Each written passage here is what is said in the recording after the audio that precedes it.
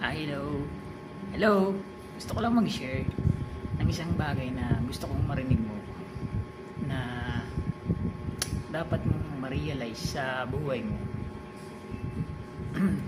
Kung ano yung takbo na situation sa bawat araw ng isang tao na kung bakit nag-i-struggle, nahihirapan sa buhay. Hindi dahil sa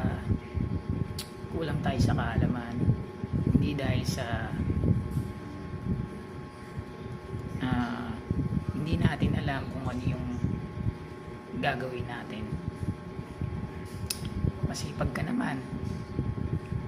araw-araw bumabangon ka, ginagawa mo lahat ng bagay, pero minsan dinadakuan tayo ng mga negatibo, lalo na kung lagi kang nag-iisip ng masama sa kapwa mo, lagi kang nag-iisip ng mga hindi maganda, mga salita, yung nararamdaman mo na alam mo na kahit hindi mo namang talaga gustong gawin yun, pero sinasabi ng nasa isip mo, gawin mo yan kasi kailangan yan, gawin mo yan kasi may pride ka, meron kang pinaglalaban, gawin mo yan, magsalita ka, sabihin mo yung nararamdaman mo kasi nga sabi ng isip mo, galit ka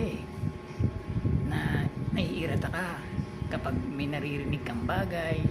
sa paligid mo na hindi maganda. Gawin mo yan kasi yung ikabubuti ng ikararamdam mo o pandama mo na mailabas mo lahat. Tama nga naman kung pakikinggan mo, pero kung hindi mo rin alam kung ano yung magiging bunga dahil sa taas nga ng